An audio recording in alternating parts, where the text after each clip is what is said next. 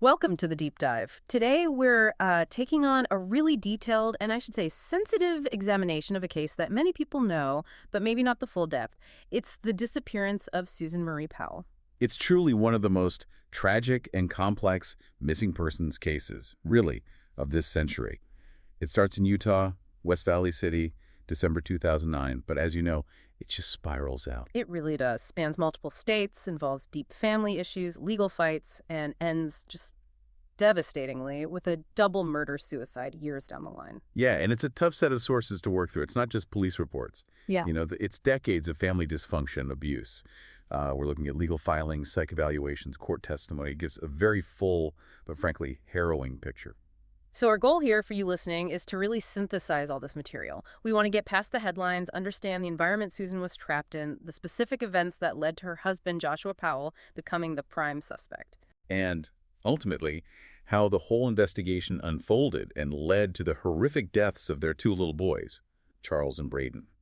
They were only 4 and 2 when their mom disappeared. Just so young. Susan herself was only 28 when she vanished. She was a working mom, started as a cosmetologist, then moved to Wells Fargo Investments. By all accounts, really dedicated to her boys. And the sources make it clear she was, well, desperately trying to find a way out of a situation at home that was getting more and more dangerous. Which is why, to really understand this, we can't just start in 2009. We have to go back further, right? To look at the foundation of turmoil, really, that Joshua grew up in. Absolutely, that context is critical. Because Joshua's actions, they weren't random. They seemed deeply rooted in his past, particularly revolving around his father, Susan Powell. Okay, so let's unpack that history. Joshua was born in 76, grew up in Puyallup, Washington. What do the sources tell us about that household? Well, deeply dysfunctional is the term his own mother, Terica, used during the divorce proceedings from Stephen back in 1992. It points to just immense instability. And those divorce filings, they get pretty specific, don't they? More than just typical marital problems. Sure, definitely. The documents allege Stephen wasn't just abusive, but had a serious disregard for, well, any kind of parental boundary or social norm. They claim he actually shared pornography with his sons. Yeah, creating an environment where, moral structure just wasn't there. And Stephen, he was also deeply disaffected with the LDS Church, refused to enforce limits, and just added to the chaos. So you can see how that environment might shape a child. Do we see specific behavioral issues with Joshua himself back then? We do. And it really signals a pattern. Emotional disturbance, aggression, things that later defined his adult relationships. There are accounts from his teen years, allegations he killed his sister's gerbils. Which is a known disturbing sign, isn't it? Early cruelty. Exactly. And reports he threatened his own mother with a butcher knife. The sources also document at least one suicide attempt. So this wasn't just teenage angst. It was serious, volatile behavior. And this need for extreme control, that seems to be a key theme. We see it even before Susan, right? In another relationship from the late 90s. That's right, yeah. Critical context. While he was at University of Washington, Tacoma, he dated Catherine Terry Everett. And she ended it precisely because he was so possessive, so controlling. How so? He started putting, severe restrictions and limitations on her contact with her own family. It got so bad, so suffocating, she actually had to break up with him over the phone while she was away on a trip. Basically had to get away from him physically just to end it. So that's the man Susan Cox meets around 2000. Already a history of volatility, control. They marry pretty quickly, April 2001, and then almost right away, they make a fateful decision. They moved in briefly with Susan Powell. Which, given what we know now about Stephen, It proved catastrophic. Stephen developed this immediate, overwhelming, and really pathological obsession with Susan. And we're not just talking about a father-in-law being, overly friendly. The sources detail actions that are textbook voyeurism. what kind of specific actions are we talking about? It was systematic, Yeah. invasive. He followed her around the house constantly, often with a camcorder. Supposedly filming family life, but clearly focusing on her. Disturbing. And it gets worse. Truly unsettling physical violations. Using a small mirror to spy on her in the bathroom. Stealing her underwear from the laundry. Reading her private journals. Treating her deepest thoughts like they were his. He even took it online, didn't he? Posting about her. Yes. Posted love songs, other declarations, all under a fake name, but clearly aimed at Susan. This whole campaign of violation led up to 2003 when, incredibly, Stephen confessed his feelings directly to her. How does Susan react? She immediately shut him down. Rejected him completely, made it clear she wasn't interested. And here's the twist. The whole awkward, disturbing exchange. It was accidentally recorded by the microphone on Stephen's own camcorder. Wow. So there's proof. Documented proof of his transgression and her rejection. And that was Wow. the final straw. It forced them to move out of state to West Valley City, Utah, trying to get some physical distance. But moving didn't solve the core marriage problems, did it? It just removed Stephen from the immediate picture, at least for a while. Susan's journals from 2004 onward, they start documenting extreme turmoil. Yeah, the marriage was clearly cracking under multiple pressures. Joshua's financial irresponsibility was a big one. He filed for bankruptcy in 2007, over $200,000 in debt. That's huge pressure. And his continued attempts to isolate and control Susan. Plus, crucially, even after everything with Stephen, Joshua kept in contact with him. Susan hated it, feared it, and Joshua also refused to go to church with her and the kids, creating this deep rift. Which leads us to the really chilling documentation Susan started creating. Almost like she knew she needed proof. It's heartbreaking looking back. It says so much about her fear, her foresight. She started documenting everything. In July 2008, she actually recorded a video, not of herself, but of damage around the house she said Joshua caused in anger. Physical evidence of his temper. Exactly. But the most powerful document, her secret will. What did she put in that will? How clear was she about her fears? Extremely explicit. She wanted two things documented if she died unexpectedly. First, I want it documented that there is extreme turmoil in our marriage. Okay. And second, the part that just sends chills down your spine. If I die, it may not be an accident, even if it looks like one. She's basically pointing the finger years before she vanished. Pretty much naming him as a potential killer. And all this background, it's just crucial. It shifts the narrative from, a sudden mystery to something that feels almost inevitable, given the history of threat and control. It really does contextualize what happened in December 2009. Okay, let's shift now to the disappearance itself and the immediate aftermath. Sunday, December 6th, 2009. Right. That's the last confirmed sighting. Yeah. Susan and the boys went to church. Later that day, a neighbor visited, left their house around 5 p.m. That neighbor was the last person outside the family known to have seen Susan alive. And the alarm wasn't raised until the next day, Monday the 7th. Who reported them missing? It was actually Joshua's mother, Terica, and his estranged sister, Jennifer Graves. The boys didn't show up at daycare, which was really unusual. They couldn't reach anyone at the house. So they called the police. Yes, they feared maybe carbon monoxide poisoning, something like that. Police broke in. And the scene inside immediately shifted the focus from, say, an accident to something potentially criminal, right? What did the police notice first? Well, first, Susan's things were there. Her purse, wallet, ID, all inside the house. That suggests she hadn't planned to leave or travel. Okay. But the biggest, most immediate red flag, two large box fans set up in the living room, blowing directly on a visible wet spot on the couch. That screams cleanup attempt, doesn't it? Drying out evidence. Textbook sign, exactly. Yeah. Suggests concealment, tampering with a scene. Plus, her cell phone wasn't with her belongings. It was later found in the family minivan, which Joshua had taken. All signs pointed to something happening in the house and Susan not leaving on her own. Then Joshua shows up around 5 p.m. that Monday with the boys, seemingly unaware of the police presence and concern. And his explanation for where they'd been, it was unbelievable from the start. Baffling is the word. He claimed he left Susan sleeping just after midnight early Monday morning, and then decided, spur of the moment, to take his 4-year-old and 2-year-old sons camping. Camping? Camping out on the Pony Express Trail in western Utah, a desolate, remote area. Let's just pause there. The Pony Express Trail, that's not some family campground. It's remote. And this was December in Utah. We're talking near blizzard conditions, potentially, sub-freezing temperatures, taking toddlers camping after midnight in that, especially when they had daycare scheduled just hours later. It just defied all logic. Destroyed his credibility right off the bat. Absolutely. And then he claimed he missed work because he thought it was Sunday, not Monday, which, contradicted his detailed story about leaving after midnight Sunday. The timeline didn't work. Did the police check out the supposed campsite? Find anything? No. They searched the area along the Pony Express Trail just a few days later, December 10th. Found absolutely zero evidence that anyone had camped there recently. No fire pit, no tracks, nothing. His story just didn't hold up physically. And then, after his initial questioning on December 8th, his actions get even stranger. This is where the rental car comes in. Right. This is a really compelling piece of circumstantial evidence. After talking to the police, Joshua goes straight to the Salt Lake City airport and rents a car. keeps it for about 18 hours. Okay. And the mileage? When police checked the records, he put an additional 807 miles on that rental car's odometer. 807 miles in less than a day. That's a lot of driving. It's an enormous distance for supposedly random driving. Yeah. It suggests two things to investigators. One, he was using a different car, maybe to avoid transferring evidence, a body, cleanup supplies, whatever, to his own minivan. Makes sense. And two, 807 miles gives you a huge radius. Could cover vast parts of the Utah desert, maybe reaching into Wyoming, Nevada, Idaho. He claimed he was just driving around randomly, but that mileage suggests sustained high-speed travel, likely in remote areas, very strongly suggesting disposal of evidence or, tragically, Susan's body far from home. So by December 9th, police have enough for a search warrant for the house. What key physical evidence did they find inside? They found confirmation of potential violence. Traces of blood on the floor. DNA tests later confirmed it was Susan's. Interestingly, also blood from an unknown male contributor.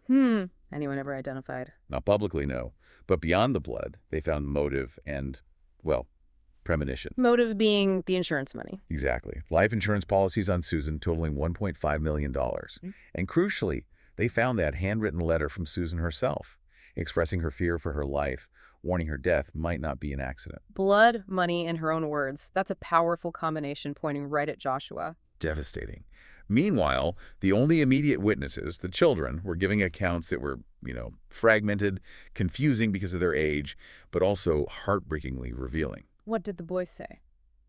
Charles, the older son, was asked about the camping trip. He confirmed it happened, but his version directly contradicted his father's.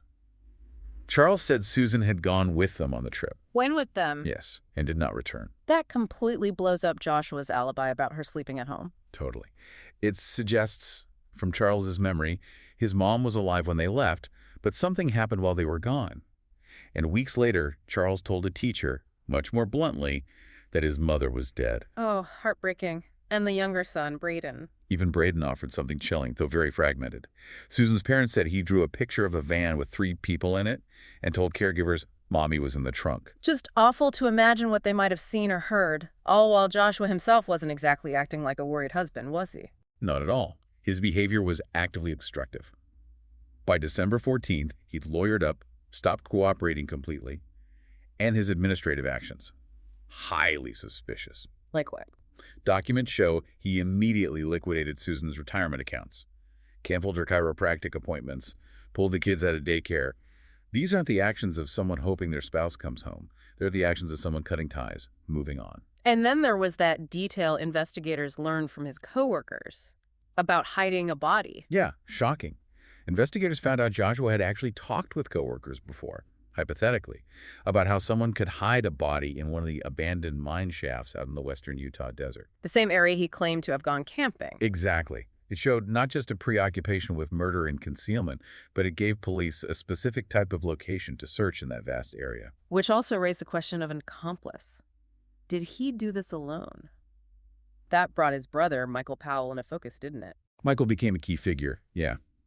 Very shortly after Susan disappeared, Michael sold his old, broken-down Ford Taurus to a wrecking yard up in Oregon. Auspicious timing. Very.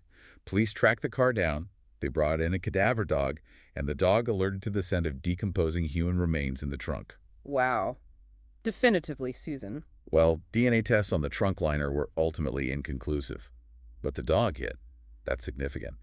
Plus, Michael later ordered satellite photos of the wrecking yard lot, suggesting he was worried about the car, wanted to make sure it was gone. Utah police later stated they believed Michael helped Joshua hide Susan's body. So with the investigation in Utah hitting a wall nobody found, the whole center of this storm shifts north to Washington State. Right. Joshua lost his job in Utah, so he moved himself and the boys back to Puyallup, Washington. Moved back in with Stephen, Michael, and his other siblings, John and Alina. The Powell family basically circled the wagons. And they launched that website, susanpowell.org, which wasn't really about finding Susan, was it? Not really, no. It was this aggressive online defense campaign. Officially anonymous, but everyone suspected Joshua and Stephen were behind it. They used it to paint Joshua as the victim, float these wild theories. Like what, mental illness? Running off? Yeah, claiming Susan abandoned the family because of mental illness, or that she ran off to Brazil with another missing guy, Stephen Kuchar. Just trying to deflect blame entirely. But that whole defensive structure kind of crumbled when Stephen Powell's own obsessions finally led to his arrest, didn't it? It really did. Stephen's past caught up with him. In 2010, police seized computers from his house, and what they found was staggering. 4,500 images of Susan, 4,500. taken without her knowledge. Intimate close-ups of body parts, just concrete proof of his pathological fixation going back years. It proved the move to Utah hadn't stopped him. Unbelievable. So that led to his arrest. Yes. September 2011. Arrested on charges of voyeurism and child pornography, not just related to Susan, but also secretly taping young neighbor girls. And upon arrest, Stephen actually claimed he and Susan had been falling in love. Just delusional. That arrest must have been the opening Susan's parents, Chuck and Judy Cox, needed. Absolutely. It gave them the legal leverage to fight for their grandson's safety. Chuck Cox filed for custody immediately. And the court agreed. Yes. A Washington court saw the danger in Stephen's home and granted the Coxes temporary custody of Charles and Braden. The judge ordered Joshua to move out of Stephen's house if he wanted any visitation. Did he comply? Well, he rented a house in a place called South Hill, but authorities later suspected it was just for show, that he was still spending a lot of time back at Stephen's. And during this custody fight, Joshua underwent psychological evaluations, right? What did those show? Dr. James Manley evaluated him in late 2011. Manley didn't say he was unfit initially, but he expressed great concern. Noted Joshua's extreme defensiveness, paranoia, strong narcissistic traits, things that could easily become dangerous if he felt his control slipping. Which it clearly was. And then there was that controversial computer evidence that came up in the custody case. Right. This became a huge point. West Valley City Police had seized a computer, found about 400 images, simulated child pornography, bestiality, incest, really disturbing stuff. And they linked it to Joshua. Well, when Manley asked Joshua about it, Joshua denied knowing anything about the images. Manley found that discrepancy alarming and recommended a full psychosexual evaluation before any final custody decision. That weighed heavily on the court. But years later, we found out the truth about those images, didn't we? We did. And it really highlights the potential pitfalls of digital evidence. Reporting in 2019 by the Cold Podcast, actually, revealed those images were not Joshua's. They were cached files left by the previous owner of the computer, which Susan had bought secondhand. So a key piece of evidence used against him in the custody battle was fundamentally wrong. Exactly. A critical distinction. Now, obviously, Joshua's history of control, his connection to Stephen, those were still huge red flags. But the fact remains, this specific, damaging piece of evidence was based on a misattribution. Still, by early 2012, Joshua was losing everything, wasn't he? His wife was gone, presumed dead, his job was gone, his father was in jail, and now he was losing custody of his sons. The walls were absolutely closing in, and the loss of his children, that seems to have been the final trigger for what came next. Tragically, Sunday, February 5th, 2012. That's the day the social worker, Elizabeth Griffin Hall, arrived for a supervised visit. She got to Joshua's rented house in South Hill. He let her in, then immediately grabbed the boys, Charles and Braden, and locked her out. She must have known instantly. She did. Called 911 immediately. But just moments after her call, the house exploded, engulfed in flames. Joshua, Charles, and Braden inside. A double murder-suicide. Just horrific. And the investigation showed it wasn't spontaneous, right? It was planned. Chillingly premeditated. Fire investigators found he'd spread gasoline throughout the house, found 2 5-gallon gas cans, and his actions leading up to it. Meticulous planning. What kind of actions? Minutes before the explosion, he sent emails. Some just said, "I'm sorry, goodbye." Others gave detailed instructions to family and his bishop about his money, how to shut off utilities. Cold and calculated. Completely. The day before, he'd withdrawn $7,000 cash. And maybe the most heartbreaking detail, he donated all the children's books and toys to charity, erasing their existence before taking their lives. The official cause of death was carbon monoxide, but the autopsies revealed something even more brutal happened to the boys before the fire. Yes, this detail just underscores the pure violence of his final act. The coroner found Charles and Braden had suffered significant chopping injuries to their heads and necks. Chopping injuries? They found a hatchet near Joshua's body. Police believe he attacked his sons with the hatchet first, fatally wounding them before the fire and fumes took over. He made sure they were dead before he died. Utterly devastating. After that, what happened to the other key figures? Michael Powell, the suspected accomplice. About a year later, February 2013, Michael Powell died by suicide. Jumped from a parking garage roof in Minneapolis.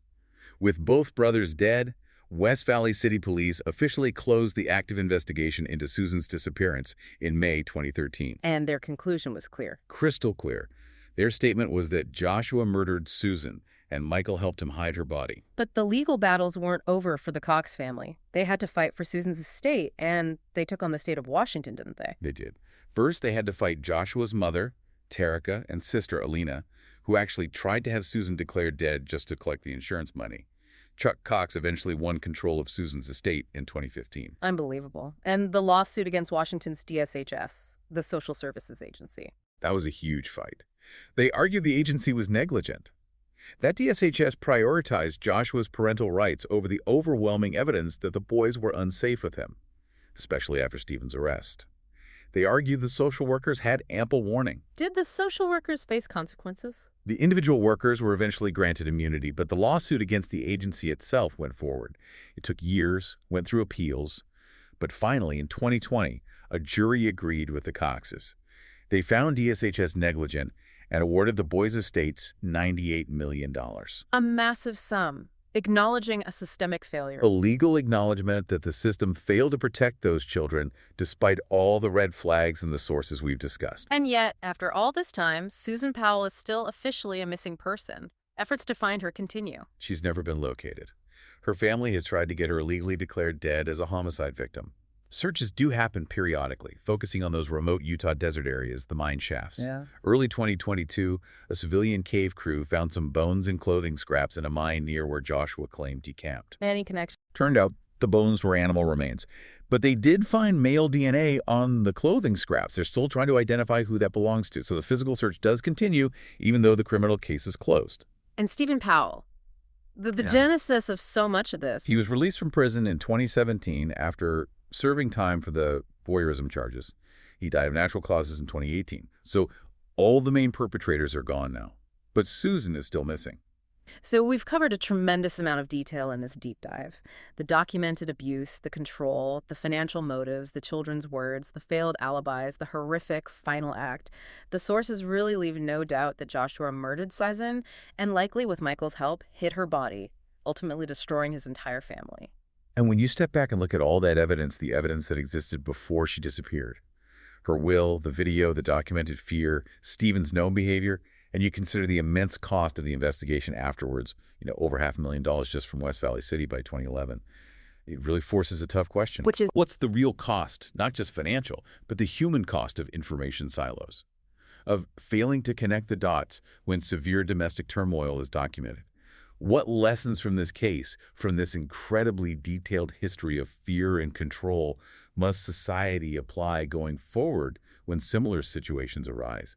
That's the heavy question this case leaves us with. That is an incredibly powerful point to reflect on. Thank you for navigating us through all this incredibly difficult material. Of course. It's important to understand the full context. And thank you, our listeners, for joining us on this deep dive. We hope laying out the information from the sources helps shape your understanding of the many complex factors that led to this unforgettable tragedy.